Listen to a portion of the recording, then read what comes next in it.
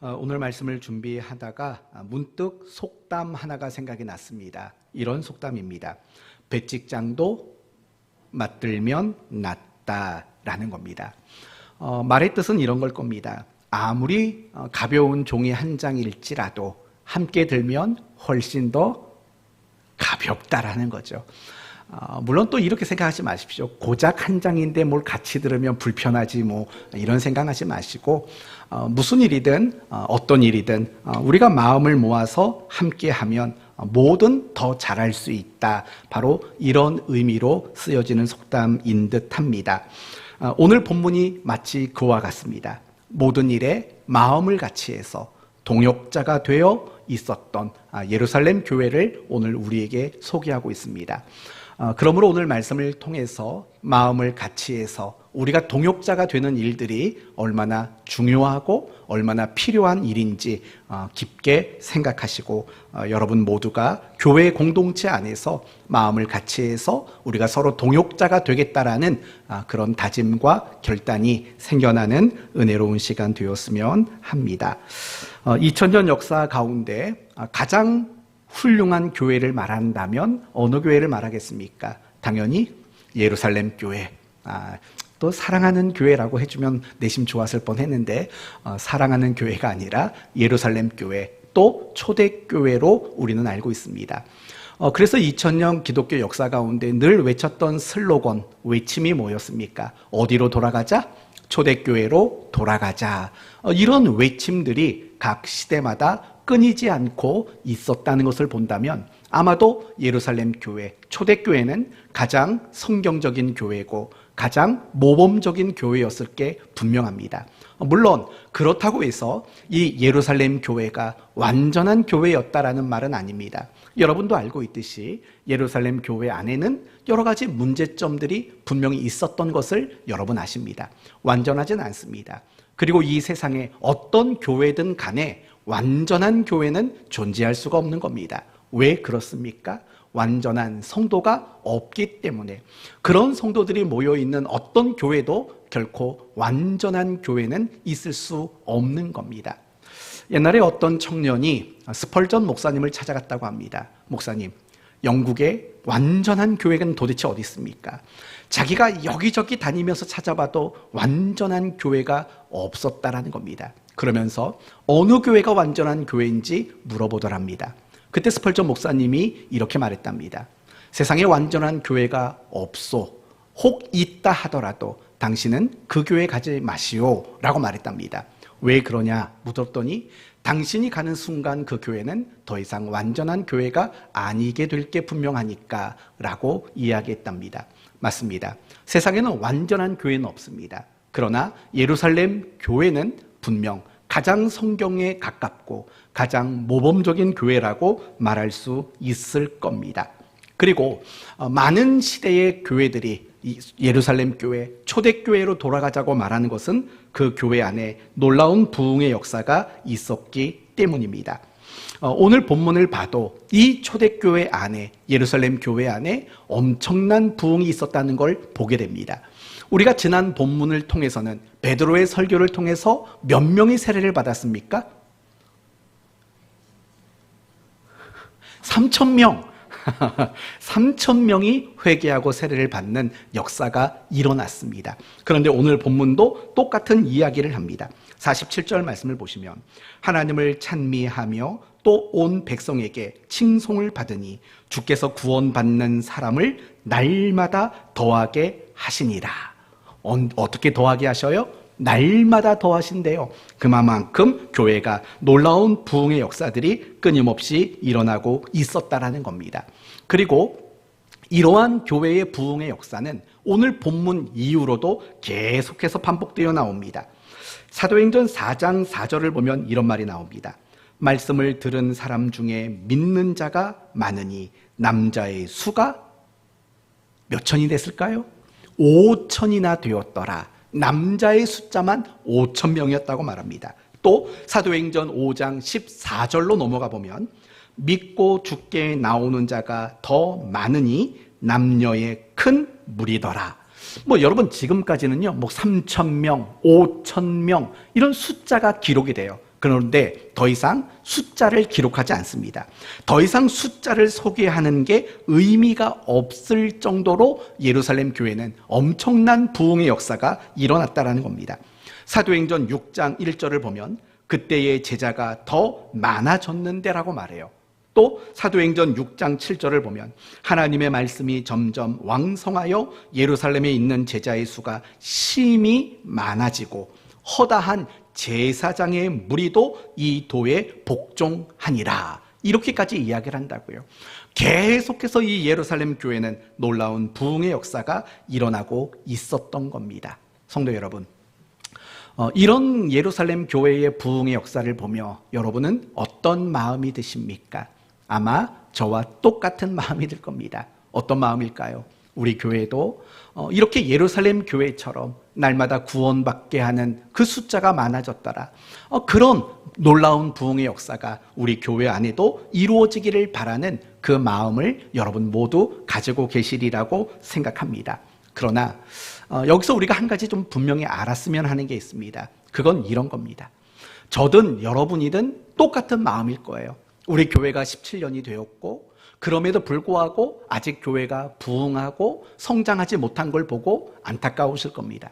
그리고 마음으로는 여러분이 우리 교회가 빨리 부흥했으면 하는 간절한 소원과 그런 마음을 모두 다 갖고 계실 겁니다.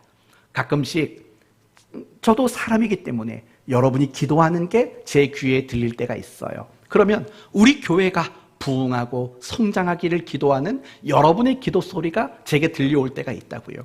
저도 역시 마찬가지예요. 저도 새벽마다 우리 교회가 부흥하기를 기도해요. 근데 기도빨이 약해서 그런지 17년이 되도록 교회가 부흥을 하지 못하고 있는 거죠. 그런데 오늘 본문을 보면서 그런 생각을 해봤어요.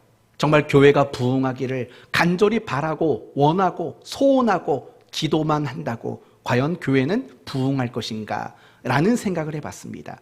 그런데 제가 내린 답은 이런 겁니다. 마음만 가지고는 안 돼요. 그렇죠?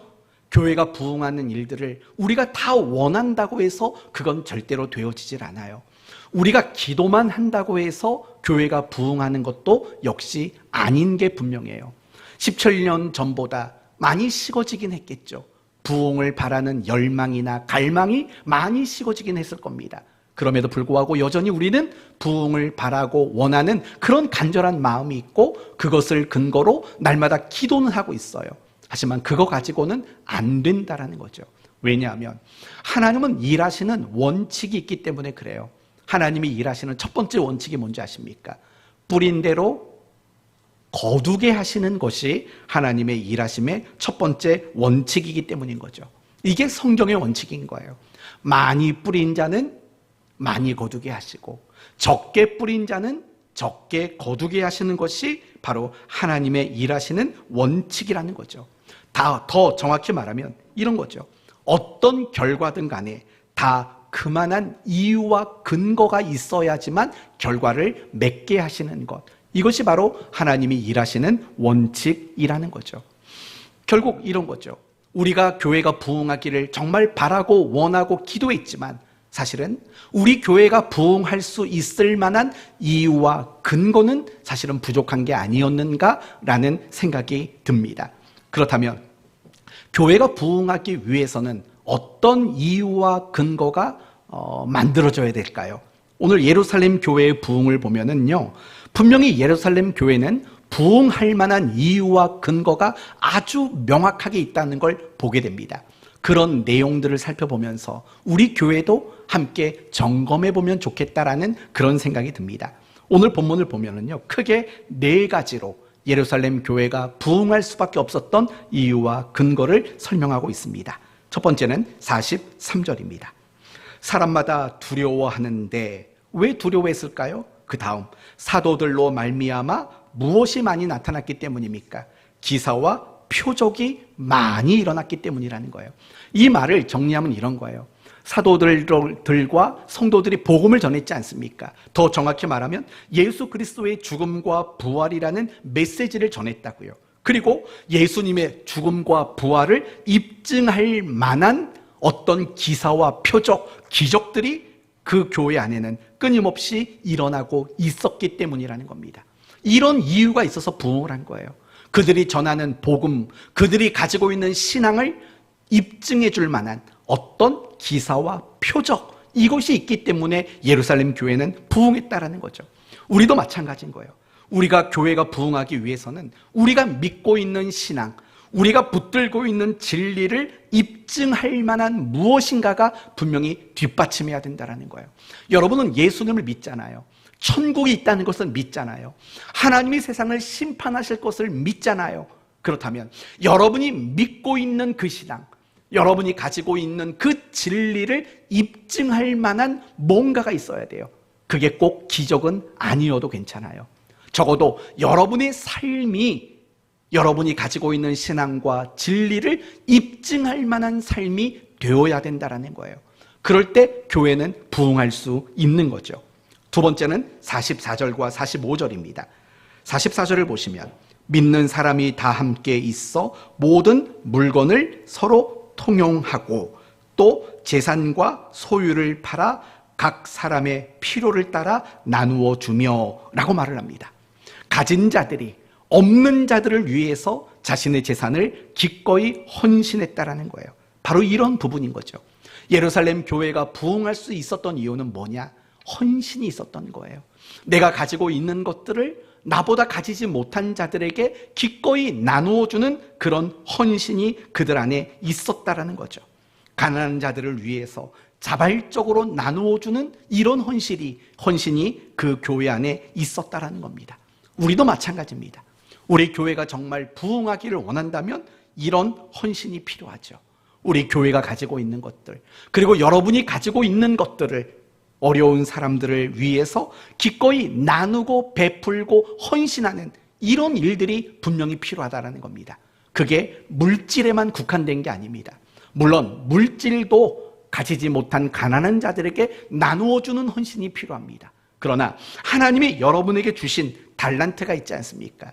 어떤 재능이 있지 않습니까? 그런 것을 가지고서라도 우리는 나누고 베푸는 자의 모습으로 이 땅에 존재해야 된다는 거죠. 예루살렘 교회가 부흥했었던 이유는 바로 여기에 또 하나의 이유가 있다고 말하는 겁니다. 자신을 희생하며 헌신했던 것들. 세 번째는 46절입니다. 46절을 보면 날마다 마음을 같이하여 성전에 모이기에 힘쓰고 집에서 떡을 떼며. 여러분, 이 46절을 가만히 보면 당시 성도들에게는 두 가지 모임이 있었다는 것을 발견할 수 있습니다. 첫 번째 모임은 뭡니까? 성전에서의 모임이에요. 두 번째 모임은 어디에서의 모임일까요? 집에서의 모임인 거예요. 이걸 오늘날 우리식대로 바꿔서 말하면 이런 거죠. 공적인 예배에서의 모임이 있었던 거고, 또 하나는 성도들이 각각 자신의 가정에서 모이는, 우리식대로 말하면 어떤 목장이든 구역이든 셀이든 이런 소그룹을 이야기하는 거죠. 그 예루살렘 교회는 대그룹의 모임과 소그룹의 모임에 대한 굉장한 열심이 그들에게 있었다라는 거죠. 이게 예루살렘 교회가 부흥할 수 있었던 이유고 근거였다라고 이야기하고 있는 거죠. 우리 교회도 마찬가지예요. 교회가 부흥하기 위해서는 사실은 모이지 않고는 이루어질 수가 없는 거죠. 열심히 함께 모든 성도들이 모이는 공적인 모임, 예배에도 함께 해야 되는 거지만 성도들이 각각 작은 소그룹을 이루어서 서로가 함께 신앙의 교제를 나누는 이런 식의 모임도 절대적으로 필요하다라는 거예요. 지금 예루살렘 교회가 부흥할 수밖에 없었던 이유가 바로 여기에 있었다라는 겁니다. 그리고 네 번째 47절을 보시면 하나님을 찬미하며 또 온 백성에게 무엇을 받으니? 칭송을 받으니 라고 말을 해요. 칭찬을 받았다라는 말이에요. 칭찬을 받았다라는 거예요. 여러분, 그 당시 예수 믿는 사람들은 신앙이라는 관점에서는 미움을 받을 수밖에 없어요. 왜냐? 그 유대인들은 모두 예수를 십자가에 못 박아 죽은 죄수로밖에 여기질 않거든요. 그러나 베드로를 비롯한 이 예루살렘 교회 성도들은 십자가에 못 박아 죽으신 그분이 누구라고 외쳤습니까? 그리스도라고 외쳤어요. 구주와 주인이시라고 외쳤죠. 신학적으로 너무 달라요. 그렇기 때문에 이런 신학과 신앙이라는 측면에서는 당연히 사람들에게 미움을 받을 수밖에 없어요. 다른 걸 주장하니까 아마 이단 취급을 당했을지도 모르죠. 그러나 적어도 이 예루살렘 교회 성도들의 살아가는 모습들, 그리고 예루살렘 교회가 하고 있는 그 모든 섬김의 일들을 보면서는 칭찬을 할 수밖에 없는 거예요. 교리적으로나 신학적으로나 신앙적으로는 미움을 받을 수밖에 없는 그들이었지만 그들의 모습을 보면 그들은 모두가 다 존경받고 칭찬받을 수밖에 없는 그런 모습들이었다라고 소개하고 있는 거죠. 단적인 예로 그 당시 문헌을 보면 유대의 총독은 플리니우스라는 사람이었다고 합니다. 유대의 총독이 플리니우스인데 이 사람이 트라이안 황제에게 다음과 같이 편지를 썼답니다. 그들은 법 이상의 삶을 실천하는 사람들입니다. 그 당시 그리스도인들을 향해서 뭐라고 평가했냐면 법 그 이상을 실천하는 사람들이었다고 평가하고 있다는 거예요. 예루살렘 교회가 부흥했던 이유는 바로 여기에 있는 거예요. 교회가 행하는 모습들, 그리고 성도들이 나타내고 보여주는 그들의 삶의 모습들이 정말 존경과 칭찬을 받을 수밖에 없는 그런 모습이었다라는 거죠. 여러분, 네 가지 다 기억하실 수 있겠습니까? 첫 번째는 복음과 진리를 입증할 만한 기사와 표적이 있었다. 두 번째는 뭐였다고 했습니까? 재산과 소유를 가난한 자에게 나누어주는 헌신이 있었다고 했다. 세 번째는 뭡니까? 열심히 모였다. 그리고 마지막 네 번째는 뭐였습니까? 존경과 칭찬을 받을 만한 것들이 있었다. 이 네 가지가 바로 오늘 본문이 우리에게 소개하고 있는 예루살렘 교회가 부흥할 수밖에 없었던 이유라고, 근거라고 우리에게 말해주고 있는 거죠. 전 이 네 가지를 보면서 사실은 참 마음이 아픈 거죠. 우리 교회도 함께 비교해 봤죠. 우리 교회는 정말 복음과 신앙을 뒷받침할 만한 어떤 뭔가가 과연 있는가? 우리 성도들에게는 그런 것이 있는가? 또 우리 교회는 정말 자신의 재산과 소유를 팔아서 가난한 자들에게 나누어 주는 이런 헌신된 삶을 살아가고 있는 성도들이 얼마나 있는가? 우리 교회는 정말 열심히 모이려고 얼마나 노력하고 있는가? 그리고 우리 교회는 과연 각자의 자리에서 성도들이 정말 칭찬과 존경을 받는 모습으로 과연 살아가고 있는가? 이런 것들을 정말 점검하지 않을 수가 없는 거죠. 우리 사랑하는 교회 안에 이 네 가지의 요소들이 다시금 생겨날 수 있게 되기를 바랍니다. 교회가 부흥하기를 원한다면 그 원하는 마음만 가지고는 되질 않아요. 교회가 정말 부흥하기를 원해서 새벽마다 기도하는 그 기도만을 가지고서도 안 되는 거예요. 적어도 오늘 본문이 예루살렘 교회의 부흥의 이유로 설명하는 이 네 가지는 적어도 있어야죠.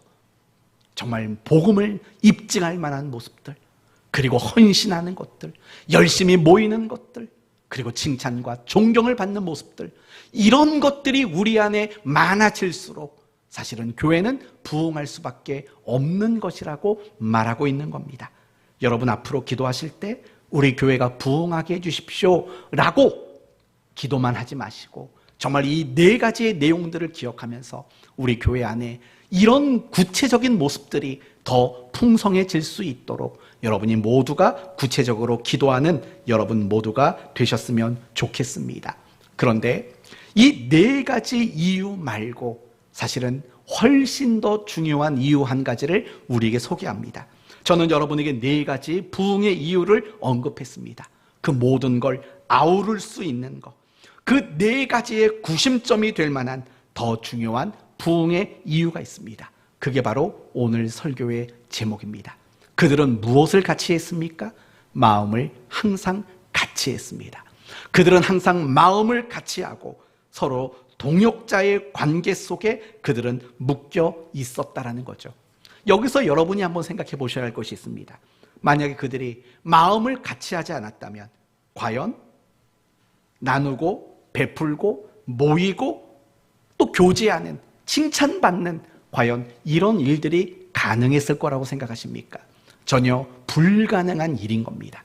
그들이 이 네 가지 부흥의 이유를 갖추어낼 수 있었던 이유는 항상 그들은 마음을 같이 하고 한 팀이 되어서 한 동역자가 되어서 그들은 묶여 있었기 때문인 거죠.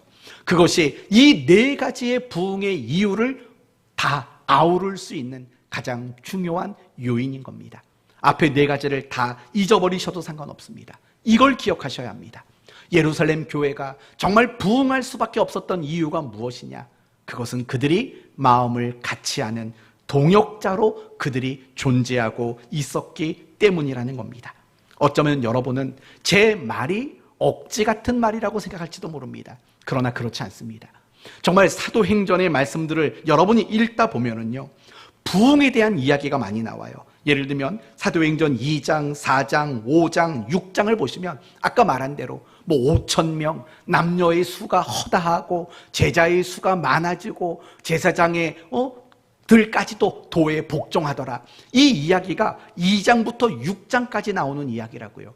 굉장히 교회가 부흥했던 이야기가 2장에서 6장까지 계속 반복된다고요. 그런데 정말 놀라운 건 뭐냐면 예루살렘 교회의 그런 놀라운 부흥의 역사 속에 어김없이 언급되고 있는 것들이 뭐냐? 다 마음을 같이 하여 라는 말이 어김없이 반복하고 있다고요. 예를 들면 사도행전 오늘 4장 2장 46절을 보면 날마다 마음을 같이 하여 라고 말하죠. 4장 24절을 보시면 그들이 듣고 한 마음으로 라고 말해요. 4장 32절에도 믿는 무리가 한 마음과 한 뜻이 되어 라고 말을 해요. 5장 12절에도 믿는 사람들이 다 마음을 같이 하여 라고 말해요. 8장 6절에도 한 마음으로 그가 하는 말을 따르더라 라고 말한다고요. 그러니까 예루살렘 교회가 계속 부흥하고 성장하는 그 이면 속에 어김없이 소개하고 있는 그들의 진정한 모습은 마음을 같이 하는 동역자들의 모습으로 그들을 소개하고 있다는 것을 우리는 알아야 되는 거예요. 정말 교회가 부흥하기 위해서 가장 필요한 것은 뭐냐? 우리가 마음을 같이 해서 한 동역자가 되는 일, 이거보다 훨씬 더 중요한 일은 있을 수 없다라는 겁니다. 여러분, 너무나도 당연한 거 아니겠습니까? 축구는 몇 명이 하는 겁니까? 축구는 몇 명이 하죠? 11명이 할 겁니다. 그런데 이 11명이 한 마음이 되지 못한다면 아무리 실력 좋은 선수를 갖다 놓은들 어떤 결과가 나오겠냐고요. 정말 중요한 것은 누구든 마음을 같이 하고 한 동역자가 되는 이 동역자의 관계 속에 묶여지는 것들이 많아지는 것, 그것이 바로 교회가 부흥할 수 있는 가장 중요한 이유이고 근거라는 겁니다. 이 이야기를 이제 반대로 여러분에게 설명을 해보도록 하겠습니다. 예루살렘 교회는 끊임없이 부흥하고 있었습니다. 그러면 누가 제일 싫어했을까요? 사탄이 제일 싫어하죠. 교회가 부흥하는데 사탄이 좋아할 이유가 없지 않습니까? 그래서 사탄은 교회가 더 이상 부흥하지 못하도록, 교회가 더 이상 성장하지 못하도록 사탄은 방해를 하기 시작합니다. 그렇죠? 사탄은 방해를 한다고요. 그 모든 방해하는 방법들이 뭐냐? 가만히 보면 한 마음을 깨트리는 거예요. 서로가 동역자라는 그 관계의식을 사라지게 만드는 방법이 사탄이 교회의 부흥과 성장을 가로막는 가장 좋은 방법으로 쓰고 있다는 것을 보셔야 됩니다. 예를 들면 사도행전 5장 말씀을 보시면 누가 등장하냐면 아나니아와 삽비라가 등장해요. 여러분, 이 사람들은 나중에 어떻게 됩니까? 죽어버립니다. 왜 죽습니까? 거짓말을 쳐서 죽었습니다. 이게 너가 땅을 판 값의 전부냐? 라고 말했을 때 네, 전부입니다. 라고 거짓말을 쳤습니다. 그리고 그들은 죽었습니다. 그럼 여러분에게 묻습니다. 아나니아와 삽비라가 죽은 이유가 뭡니까? 왜 죽었죠? 거짓말해서 죽었나요? 만약에 거짓말 때문에 죽었다면 오늘 여기 살아있을 사람 없습니다. 그렇죠? 거짓말했기 때문에 아나니아와 삽비라가 죽은 게 아닙니다. 더 중요한 이유가 뭐냐? 그들이 위선자가 되어버린 겁니다. 다 팔지도 않았고 다 전부도 아님에도 불구하고 내가 마치 전부를 바치는 것인 양 위선을 떤 겁니다. 그리고 그 위선이 그 신앙의 공동체 안에서 어떤 영향을 끼칠 것을 알았냐면 마음을 흐트러버리고 서로가 동역자가 되는 관계를 깨트릴 만한 근거가 되기 때문이라는 겁니다. 여러분 한번 생각해 보십시오. 제가 또는 여러분이 겉과 속이 다른 사람이라고 생각해 보십시오. 그러면 우리는 서로 더 친밀해질 수 있겠습니까? 절대로 친밀할 수가 없어요. 우리가 위선자가 되면 우리는 더 이상 한 마음을 이룰 수도 없고 우리는 같은 동역자로 살아갈 수도 없게 되는 거예요. 위선자가 되면 그러는 거예요. 지금 아나니아와 삽비라가 죽은 이유는 거짓말 때문에 죽은 것이 아니라 그들의 위선이 결국은 한 마음됨을 깨트리고 그리고 한 동역자인 그 관계를 파괴하는 일이 되기 때문에 그들이 죽게 된 겁니다. 그래서 놀라운 건 뭐냐면 그들이 죽고 난 그 사건 다음에 첫 번째 나오는 구절이 뭔지 아십니까? 사도행전 5장 12절을 보면 이렇게 말합니다. 다 마음을 같이하여 라고 말을 해요. 아나니아와 삽비라가 죽은 그 사건 이후 나온 첫 번째 고백이 마음을 같이 했다라는 겁니다. 이런 것처럼 정말 사탄은 교회를 가로막고 교회가 성장하고 부흥하는 것을 방해하는 일에 마음을 나누고 동역자의 관계의식을 깨트리도록 만드는 것을 가장 중요한 방법으로 쓴다는 거예요. 그게 사도행전 6장으로 넘어가 보면 또 한 번 등장을 합니다. 여러분, 사도행전 6장의 이야기는 이런 겁니다. 과부들이 있었습니다. 두 종류의 과부가 있었습니다. 하나는 히브리파 과부가 있었고 또 하나는 헬라파 과부가 있었습니다. 그런데 당시 구제 사역을 맡았던 사람들은 다 어느 파에 속했겠습니까? 히브리파에 속해 있었어요. 그러니까 다 히브리파 사람들이 먹을 걸 나눠주고 구제하는 일을 하다 보니까 자연스럽게 팔은 어디로 굽겠습니까? 안으로 굽어요. 누구 먼저 구제를 했냐면 히브리파 과부들을 먼저 구제를 했다라는 거예요. 그러니까 늘 불평은 헬라파 사람들인 거죠. 왜 맨날 우리는 나중에 줘? 여러분, 나중에 주다 보면 모자랄 수도 있는 거 아닙니까? 그런 불평을 헬라파 과부들이 가지게 된 겁니다. 헬라파 성도들이 가지게 된 거예요. 여러분, 그게 어떤 의미인 줄 아십니까? 사탄이 교회의 부흥과 성장을 방해하는 방법이었다라는 거예요. 서로 원망의 마음을 갖고 서로에게 불평의 마음을 갖도록 만드는 거. 여러분, 우리가 서로에게 원망과 불평의 마음을 가지게 된다면 우리가 마음을 같이 할 수 있을까요? 같은 동역자가 될 수 있을까요? 그럴 수 없는 겁니다. 그때 사도들은 아주 중차대한 결단을 내립니다. 어떤 결단을 내리냐면 이제 히브리파 사람들은 구제하는 일에서 모두 물러나라, 손 떼라. 그리고 그 일을 누가 맡으라는 겁니까? 이제는 헬라파 사람들이 맡아서 구제하는 일을 해라 라는 거예요. 그래서 등장하는 게 7명의 집사를 임명하는, 그 가운데 가장 유명한 스데반 집사나 빌립 집사, 이 사람들이 그때 예루살렘 교회의 리더로 새롭게 임명이 되는 거예요. 그러니까 이게 무슨 말인 거 아니, 이런 거죠. 사탄이 교회 그리고 성도들의 마음이 나누어지도록 만드는 것, 동역자의 관계의식을 깨트리는 그것을 예루살렘 교회는 극복했다라는 겁니다. 그걸 이겨냈다라는 거예요. 그래서 그 다음에 나오는 구절이 뭐냐? 사도행전 6장 7절을 보면 하나님의 말씀이 점점 왕성하여 예루살렘에 있는 제자의 수가 심히 많아지더라 라는 구절이 등장하는 거예요.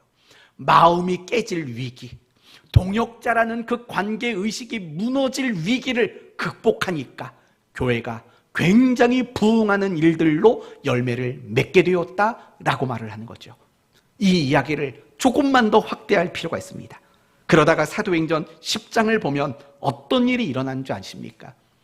이런 일이 일어납니다. 예루살렘 교회의 성도들, 유대인 성도들과 이방인 성도들이 비로소 마음을 같이 하고 동역자로 손을 잡게 되는 일들이 사도행전 10장에 나오기 시작합니다. 그 결과가 뭡니까? 이제 온 땅에 하나님의 나라의 복음이 확장되어져 가는 굉장히 놀라운 역사들이 정말 마치 불이 일어나듯이 그렇게 놀랍게 역사로 나타나는 그런 결과들을 보게 된다라는 겁니다. 성도 여러분, 아시겠습니까? 예루살렘 교회가 그렇게 부흥의 역사가 일어났었던 이유, 그들이 마음을 같이 해서 한 동역자가 되었기 때문인 거예요. 그러니까 사탄은 자꾸 그들의 마음을 나뉘도록 만들고 동역자라는 관계의식을 깨트리려고 방해를 한 거죠. 그러나 교회는 그 모든 사탄의 방해와 공격을 극복하고 마음을 같이 하고 동역자로서의 그 관계를 끝까지 지켜냈다라는 거죠. 그러니 무엇이 일어났다고요? 놀라운 부흥의 역사가 일어나게 되었다라는 겁니다. 성도 여러분, 기독교 역사 속에서는 많은 교회들이 부흥이 멈추고 성장이 멈추는 경우를 보게 됩니다. 사실 우리 교회도 마찬가지 아니겠습니까? 과연 우리 교회가 부흥이 멈춘 이유는 과연 뭘까? 바로 오늘 이 본문에서 그 답을, 부끄럽지만 그리고 너무나 두려운 이야기지만 이 답을 찾을 수밖에 없는 겁니다. 우리는 마음을 같이 하지 못하는 겁니다. 무슨 일을 해도 어떤 상황 속에서도 우리는 마음을 같이 하지 못하는 겁니다. 우리가 같이 동역자라는 그 관계의식이 너무나도 희미해져 버린 것 아닙니까? 마음을 같이 하는 일에 실패하고 우리가 동역자라는 그 관계에서 실패한다면 결코 우리 교회 안에서는 더 이상 부흥의 역사는 찾아볼 수 없는 일이 되고 말 겁니다. 단지 바라고 원하는 소원으로만, 기도 제목으로만 우리 안에 남아있게 될 것은 너무나도 뻔한 일 아니겠습니까? 교회가 부흥하는 일, 마음을 같이 해서 우리가 같은 동역자의 위치에 있을 때 교회는 부흥하게 됩니다. 미안하지만 한번 여러분 자신을 생각해 보십시오. 여러분은 교회가 하고자 하는 그 일에 지금 마음을 같이 하고 계십니까? 교회가 세워놓은 그 목표 앞에 여러분은 동역자로 달려들고 계십니까? 먼 발치에서 그저 관람만 하고 구경만 하고 어떻게 하면 나는 그걸 피해갈까? 나는 하지 않을까? 혹시 그런 생각만 하고 있지는 않습니까? 혹시 여러분이 아나니아와 삽비란 아니십니까? 내가 우리 교회를 얼마나 사랑하는데, 내가 우리 교회를 위해서 얼마나 기도하는데, 그러나 실상은 마음을 같이 하지 않고 동역자가 되는 자리에 나오기를 꺼려하고 있지는 않습니까? 혹시 우리가 헬라파, 히브리파 그 과부의 사건을 만들어낸 장본인들은 아니십니까? 많이 고민해 보셔야 합니다. 우리는 사도 바울이 얼마나 위대한 선교사였는가를 잘 압니다. 그렇다면 바울은 어떻게 그렇게 위대한 선교사가 될 수 있었을까요? 그가 가지고 있었던 남다른 실력과 능력 때문일까요? 그렇지 않습니다. 바울에게는 마음을 같이 한 동역자들이 너무 많았기 때문에 그렇습니다. 바나바, 디도, 디모데, 에바브로 디도, 마가 요한, 베베 부부, 특별히 여러분이 잘 아시는 바울의 동역자인 부부를 아시죠? 그 부부의 이름이 뭡니까? 아굴라와 브리스길라지요. 참 놀라운 것은 이 로마서 16장 말씀을 보면 바울이 이 브리스길라와 아굴라 부부를 이렇게 표현합니다. 그들은 내 목숨을 위하여 자기들의 목까지도 내어 놓았나니 라고 말을 한다고요. 또 로마서 16장을 보면 바울의 그 동역자의 이름을 나열을 합니다. 몇 명이 기록되는 줄 아십니까? 제가 헤아려 봤더니 최소 35명의 이름이 로마서 16장에 등장하고 있습니다. 바울이 그렇게 위대한 선교사가 될 수밖에 없었던 건 그의 실력이 아닙니다. 그와 바울과 함께 같은 마음으로 동역자가 되어준 수없이 많은 사람들이 바울 곁에 있었기 때문인 거죠.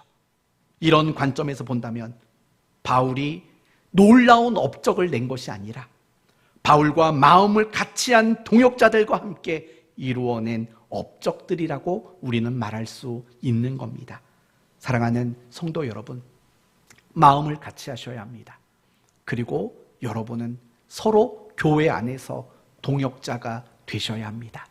그래야 부흥의 역사는 일어나게 되는 겁니다. 마음을 같이 하는 사람들이 많아지는 게 부흥 아닐까요? 서로 동역자라고 여기고 함께하는 사람들이 많을 때 사실은 그 자체가 부흥 아니겠습니까? 전 이 말씀을 묵상하면서 우리 교회가 지금 가장 놓치고 있는 건 뭘까? 물론 예배도 많이 놓치고 있고 기도도 많이 놓치고 있죠. 그러나 정말 우리가 가장 많이 놓치고 있는 것은 마음을 같이 하는 거라고 생각이 듭니다. 이런 이유 때문에 마음을 같이 하지 못하고 또 저런 이유 때문에 마음을 같이 하지 못하고 이것 때문에 동역자가 될 수 없고 저것 때문에 동역자가 될 수 없는 이 실패가 지금 우리 교회의 모습이 아닌가라고 생각이 듭니다. 사랑하는 성도 여러분, 정말 여러분이 교회를 사랑하신다면 마음을 같이 해서 함께 동역자 된 그 자리에 우리가 묶여 있어야 된다는 사실을 잊지 말아야 합니다. 그럼 이런 질문이 생길 겁니다. 마음을 같이 해서 동역자가 되는데 왜 교회가 부흥합니까? 그 이유는 하나님이 일하시는 원칙 때문에 그렇습니다. 제가 설교 처음 시작할 때 여러분에게 하나님이 일하시는 원칙이 있다고 했습니다. 어떤 원칙입니까? 뿌린 대로 거두게 하는 게 하나님의 원칙입니다. 또 하나님의 일하심의 원칙이 또 한 가지가 있습니다. 그것은 함께 일하는 것이 하나님이 일하시는 원칙입니다. 이걸 두 가지 관점으로 설명할 수 있습니다. 첫째는 하나님은 우리에게 하나님과 같은 마음을 품고 같이 동역자가 되어서 일하시는 원칙을 가지고 계십니다. 예를 들면 창세기 18장 보시면 하나님이 아브람을 찾아오십니다. 그리고 소돔 성에 대한 이야기를 말합니다. 이런 얘기를 하더라고요. 아브람아, 이 소돔 성의 죄악이 얼마나 어마어마한지 아니? 그러면서 뭐라고 말하냐면 내가 이 소돔 성을 멸망시킬 거야 라고 아브람에게 이야기를 합니다. 저는 문득 그런 생각이 들더라고요. 아니 그걸 왜 얘기해 아브람한테? 그 하나님이 알아서 하시면 되지. 마치 하나님이 아브람에게 자기가 하려고 하는 일에 대해서 브리핑을 하는 것과 똑같지 않습니까? 1번, 소돔 성이 얼마나 악한 성인가. 2번, 그래서 나는 이 성을 멸망시킬 거다. 지금 하나님이 아브라함에게 보고를 하고 있는 것처럼 보입니다. 왜 그렇게 하셨을까요? 하나님은 아브라함이 자기와 같은 마음을 품기를 원하셨던 거예요. 그 소돔 성을 바라보며 안타까워한 그 마음을 같이 갖기를 원하신 거예요. 그리고 그 소돔 성과 관련된 어떤 일이든 그 일을 함께 하기를 하나님은 원하셨던 거예요. 그래서 그 이후에 아브라함이 했던 일이 뭡니까? 하나님께 이야기를 하죠. 하나님이 어떻게 의인을 악인과 함께 멸하시겠습니까? 그러면서 그 다음에 몇 명을 이야기합니까? 의인이 50명 있으면 어떡할 겁니까? 45명 있으면 어떡할 겁니까? 40명, 30명, 20명, 10명 있으면 어떡할 겁니까? 아브라함은 하나님 앞에 간절하게 중보하며 그들을 위해 기도하는 거죠. 아브라함의 그 중보 기도의 모습 속에 우리가 보아야 할 것은 그겁니다. 아브라함은 하나님의 마음을 품고 있었고 지금 하나님과 동역자 된 자리에 그가 있었다는 겁니다. 항상 하나님은 그렇게 일하십니다. 이사야서 6장 말씀을 보시면 하나님이 이사야 선지자에게 이렇게 말을 합니다. 누가 나를 위해 갈고, 내가 누구를 보내며 누가 나를 위해 갈고. 이거 혼잣말입니까? 아니죠. 이사야 선지자 들으라고 하는 얘기입니다. 그때 이사야 선지자가 어떻게 말합니까? 주님, 제가 여기 있습니다. 나를 보내십시오 라고 대답을 합니다. 하나님이 이사야에게 그냥 네가 가라 라고 말하면 될 것을 내가 누구를 보내며 누가 나를 위해 갈고 라고 안타까운 마음을 표현하는 이유는 뭡니까? 이사야 선지자로 하여금 하나님 자신과 같은 마음을 품고 하나님과 기꺼이 동역자가 될 사람을 원하신다는 것을 보여주고 있는 거죠.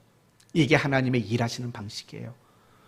우리 주변에도 하나님께 쓰임받는 사람들의 모습을 보면 다 똑같아요. 하나님의 마음을 먼저 공유하게 돼 있어요. 하나님의 마음을 같이 품어요. 그리고 그 하나님의 동역자가 되기를 원하는 바로 그런 사람들이 하나님께 놀랍게 쓰임받는 사람들의 모습들 아니겠습니까? 하나님은 항상 그래요. 마음을 같이 해서 동역자로 세우셔서 우리를 통해 하나님은 일을 하신다고요. 그리고 또 한 가지가 있죠. 하나님은 이제 우리가 서로 마음을 같이 해서 우리가 서로 동역자가 되어서 일하기를 하나님은 원칙을 그렇게 가지고 계신 거예요. 그래서 성경을 보면은요, 우리를 뭐라고 말하냐면 예수 그리스도가 머리시고 우리는 그분의 뭐라고 말합니까? 몸이라고 말을 한다고요. 우리를 몸이라고 말하는 이유가 뭡니까? 구원받는 사람들을 몸이요 지체라고 말하는 이유가 뭡니까? 그것은 같은 같은 마음으로 동역자가 되라는 의미로 우리에게 이야기하고 있는 거죠. 결국 구원이란 무엇입니까? 구원이란 우리 모두가 하나님 나라를 위해 같은 마음을 품고 같은 동역자의 관계로 묶여진 사건, 그게 바로 구원 아니겠습니까? 결국 중요한 것은 그겁니다. 하나님은 하나님과 우리가 마음을 같이 해서 동역자 되는 방법으로 일하시고, 하나님은 우리가 서로 마음을 같이 하고 동역자가 돼서 일하는 것으로 하나님은 일하시는 원칙을 가지고 계신 겁니다.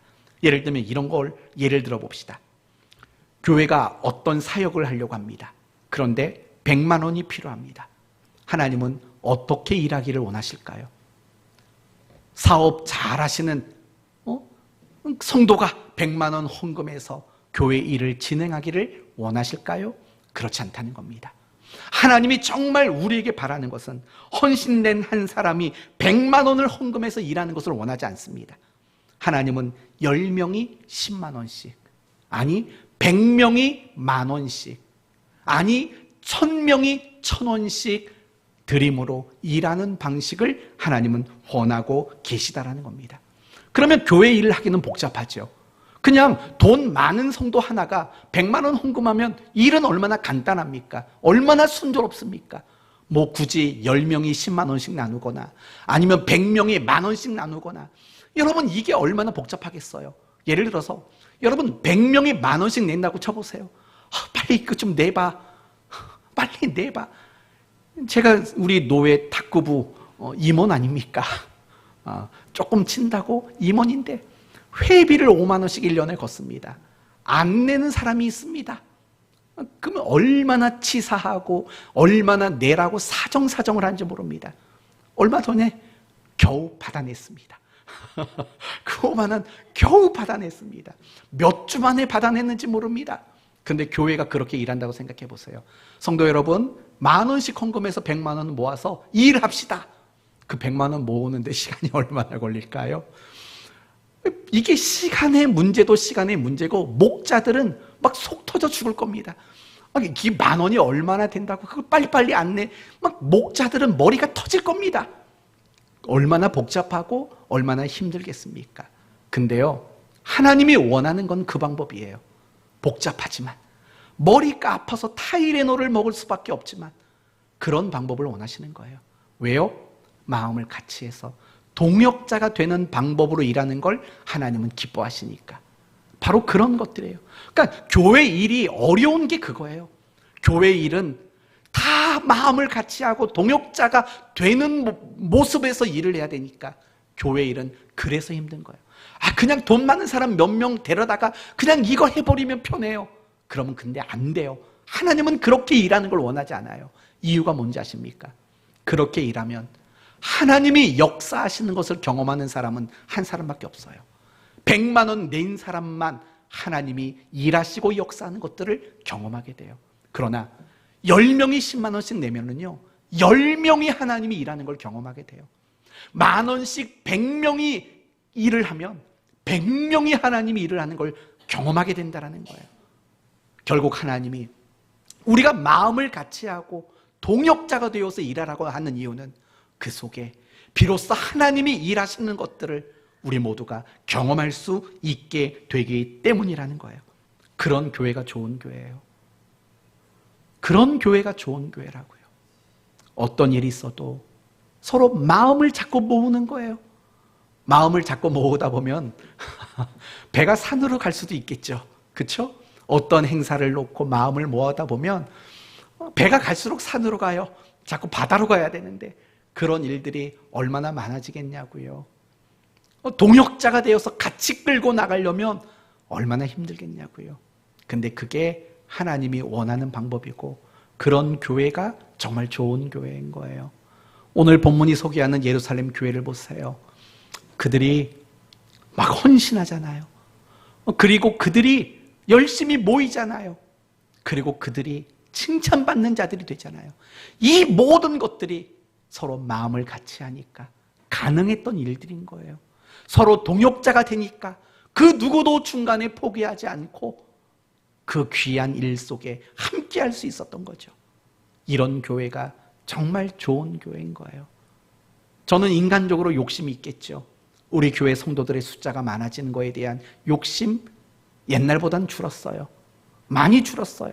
그래도 왜 없겠습니까? 주일날 정말 새 가족이 등록하기를 바라고, 그 전에는 적어도 주일날 안 나오는 분들이 나오기를 바라는 그 마음이 첫 번째고, 그리고 새로운 가족들이 나오기를 바라는 그 마음 왜 없겠냐고요. 그런데 제가 더 바라고 원하는 것은 그거예요.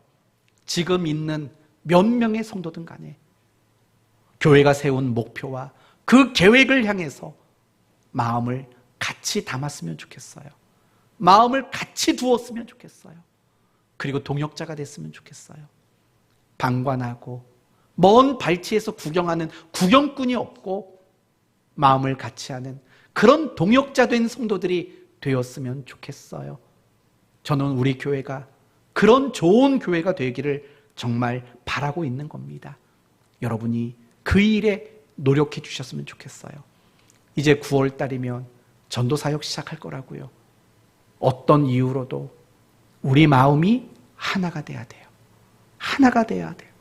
내가 헬라파든 아니면 내가 히브리파든, 그래서 어떤 속상함과 불평이 있든 그것 때문에 마음이 하나 되는 것을 놓치지 않았으면 좋겠어요. 어떤 이유에라도 우리는 마음을 같이 해서 함께 동역하는 그 동역을 지키는 것이야말로 결국은 가장 좋은 교회, 우리 교회가 부흥하는 그런 교회가 될 수 있는 그런 방법이 아니겠습니까? 여러분을 좀 희생해 주셨으면 좋겠습니다. 훌륭한 합창단은 노래 잘하는 사람들이 모인 합창단이 아니에요. 내 소리를 낮추고 남의 소리와 내 소리를 조화를 이루는 합창단, 그게 정말 훌륭한 합창단 아니겠습니까? 사도행전 6장을 보면 아까 말한 대로 헬라파, 히브리파 갈등이 있었죠. 그때 히브리파 사람들이 말합니다. 이제 우리는 그 일에서 손을 떼겠다. 너희가 이 일을 다 맡아서 섬겨주면 너무 고맙겠다. 너희도 인간인데 헬라파 사람에게 팔이 안으로 굽어도 우리는 웃으면서 기다리겠다. 우리한테 빵 한 조각 줄 때까지 우리는 웃으면서 기다리겠다. 자기를 희생하는 거죠. 그 일을 해야 돼요. 그 일을 하지 않고는 우리는 마음을 같이 해서 한 동역자로 교회를 섬길 수 없게 되는 겁니다. 희생할 줄 아는 여러분 모두가 되시기를 바랍니다. 말씀을 마치겠습니다. 여러분에게 정말 물어보고 싶었던 겁니다. 이건 진짜 아멘이면 아멘이라고 대답을 해 주셔야 됩니다. 묻습니다. 여러분은 우리 사랑하는 교회를 사랑하십니까? 네. 하나 더 묻겠습니다. 여러분은 우리 교회가 부흥하기를 원하십니까? 그러면 그 마음만으로도 귀하시지만 이제 마음을 같이 해주십시오. 그리고 함께 동역자가 되어주십시오. 여러분이 어떤 희생을 감수하더라도 모든 일에 기쁨으로 함께 해주십시오.